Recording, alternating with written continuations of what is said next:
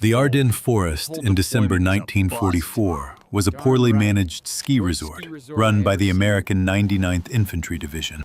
For Private Sammy Jones of the 99th, the posting was less war and more of a mandatory freezing sabbatical.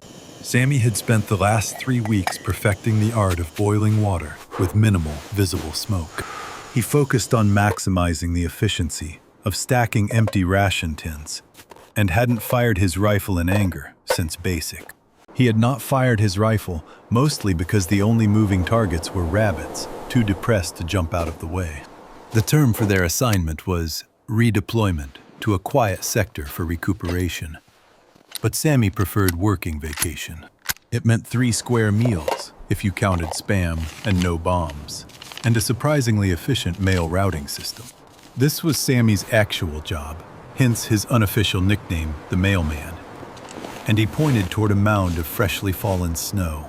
Mac, you see that drift? Look at that drift. Sammy whispered, pointing toward a mound of freshly fallen snow outside their damp pine log shelter. Corporal McDougal, a man whose scowl suggested he was perpetually auditing the universe. Poor management did not look up. He did not look up from trying to ignite a damp cigarette with a wet match. Yeah, Jones, it is snow. It does that in December. This is Belgium, not Miami. Perfect. No, look at the shape of it, Sammy persisted. It is perfect. If we get 3 more hours of quiet, I could mold that into a statue of General Bradley. Imagine, Mac, a statue of Bradley made entirely of frozen precipitation. MacDougal finally lit his smoke, exhaled a plume of gray self-pity, and fixed Sammy with a weary eye. Jones, listen to me. The only thing you should be molding is a strategy for not freezing your toes off. We are here to recuperate. Recuperation means you sit down, shut up, and send encouraging letters home. It does not mean building snow monuments. They had good reason to be comfortable, or at least complacent. Allied command had determined with absolute certainty. The British certainty was that the Germans were too poor, too tired, and too cold to attempt anything aggressive. Field Marshal Montgomery, bless his supreme confident heart, had practically issued a press release stating no action. He stated that German offensive action was precluded. So while the Wehrmacht was secretly hauling 800 vehicles, they were moving 200,000 men into the dense Eifel region, moving under total radio silence, and concealing tanks in barns. They were swearing oaths of secrecy on pain of death. The 99th Division was debating the merits of adding canned peaches. It truly was a vacation a few days earlier. The less green troops had heard engine noises in the distance.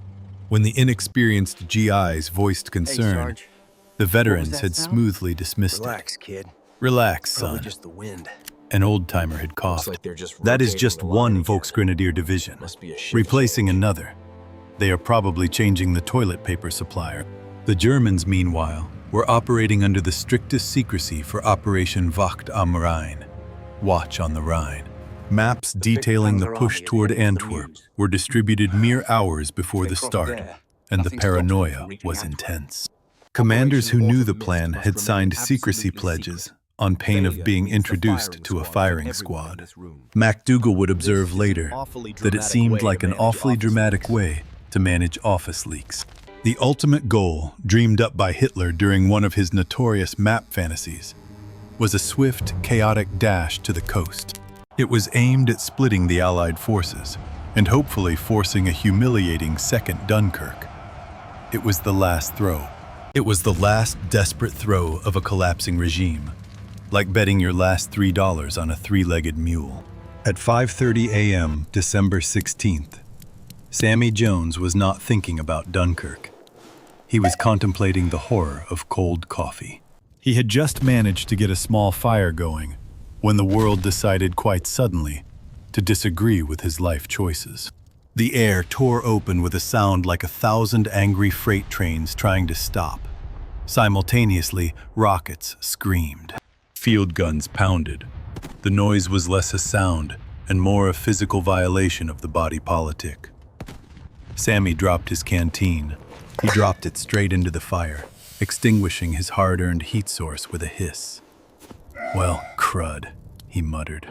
He was disappointed in the coffee situation before realizing that the intense, earth-shaking racket was not normal. It was probably not the first Volksgrenadier finally changing the toilet paper supplier. "Get down, Jones, you idiot!" Mac yelled. Mac was already curled into a fetal position behind a fallen log. That is artillery, not a fire drill. It was Sepp Dietrich's 6th Panzer Army opening fire. But in the center, the 5th Panzer Army commander Hasso von Manteuffel. Manteuffel decided Hitler's insistence on an opening barrage was crude and overly theatrical.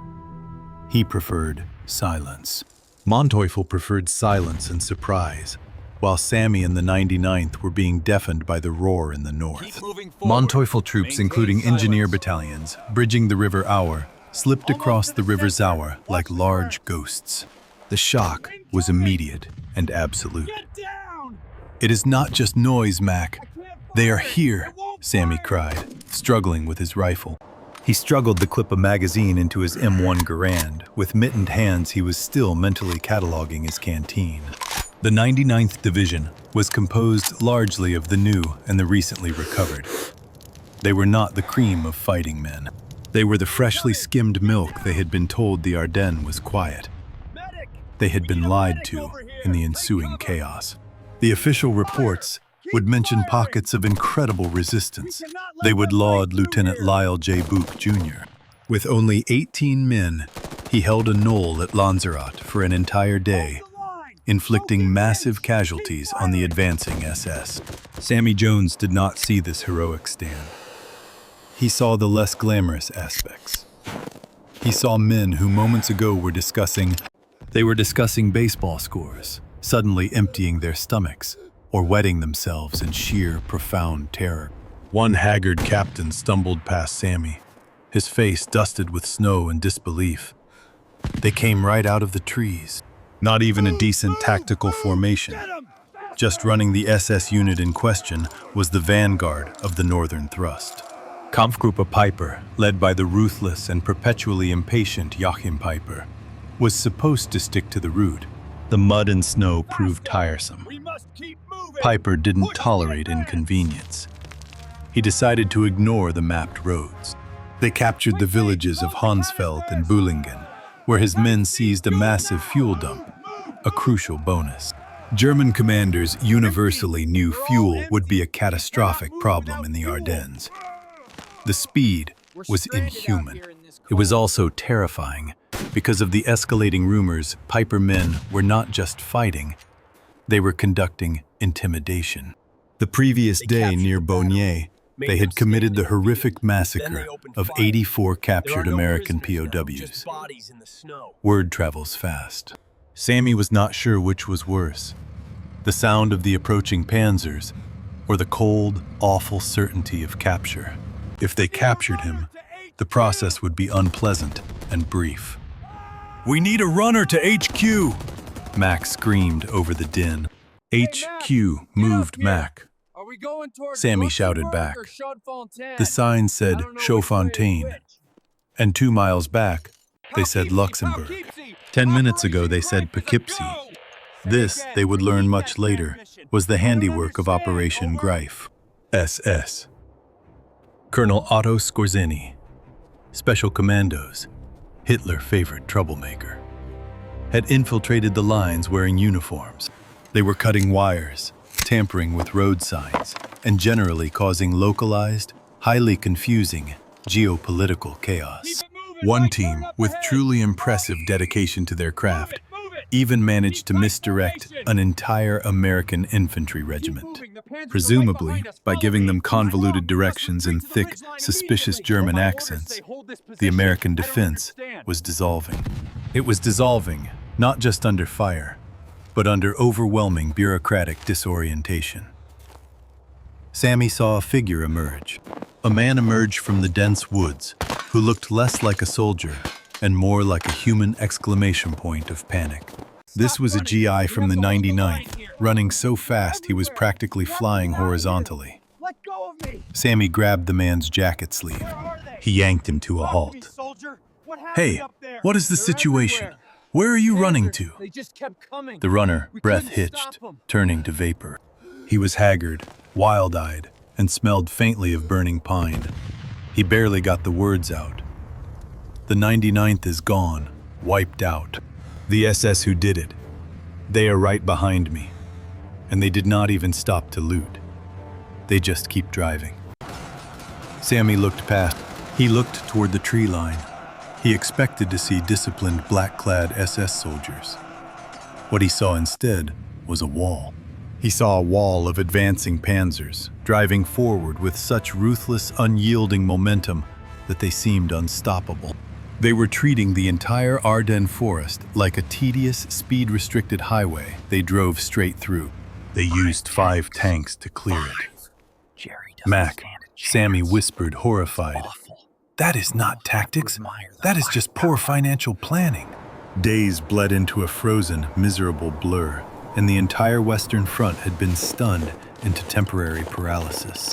The initial Allied assumption that the Germans were just counterattacking an imaginary Roar River crossing evaporated.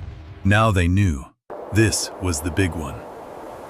The crucial junction was Bastogne, and the roads to the Meuse ran right through it.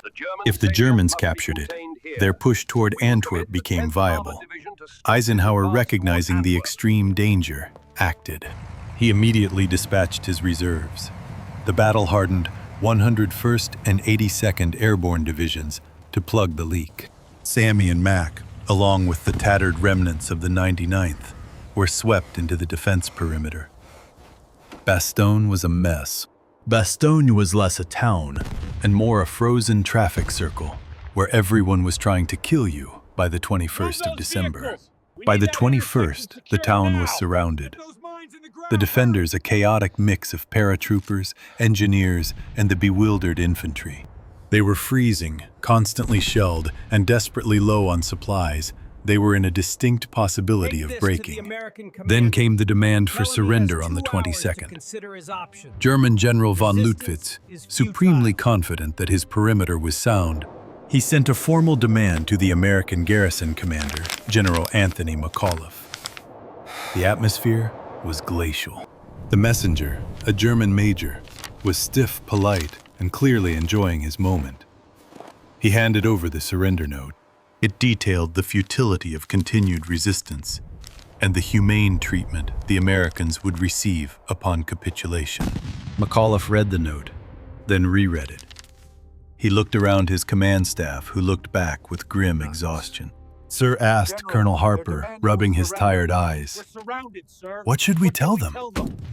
McAuliffe scrunched the paper up slightly.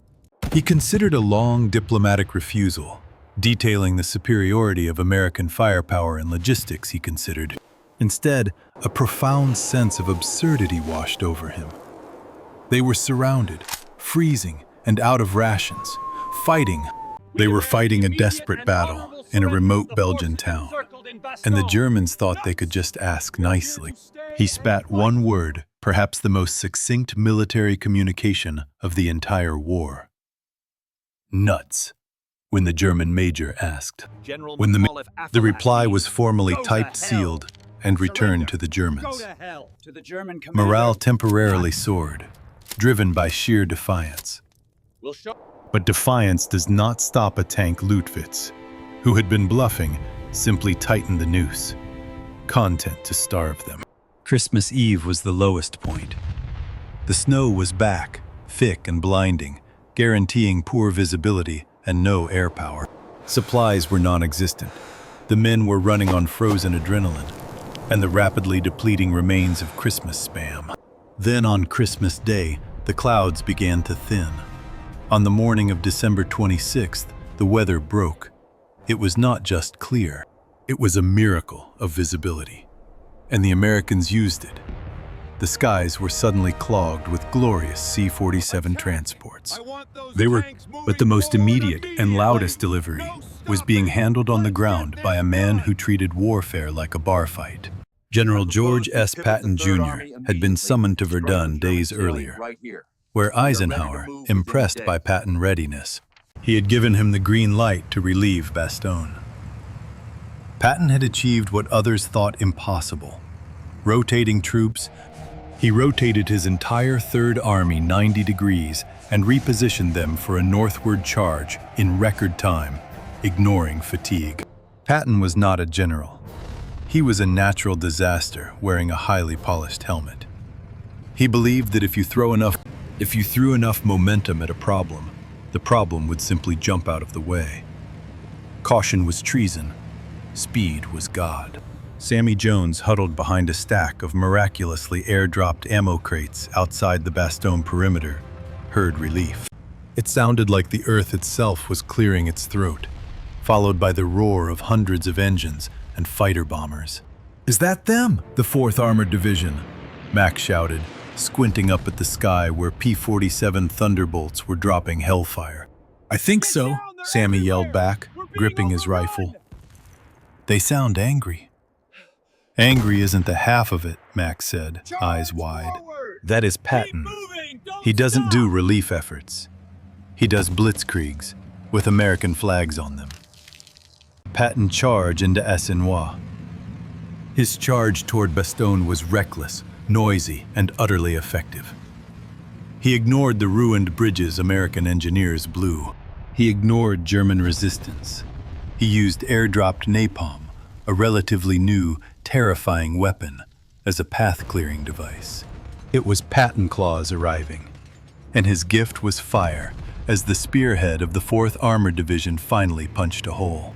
As they punched a hole through the German lines, the noise became deafening. Tanks moving too fast to be graceful tore past.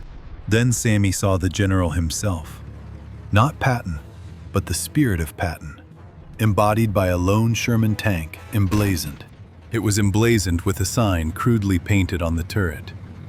"Keep moving, or I will shoot you myself," one of the commanders. A young lieutenant, whose goggles were pushed up on his forehead, leaned out of the turret and shouted, "Merry Christmas.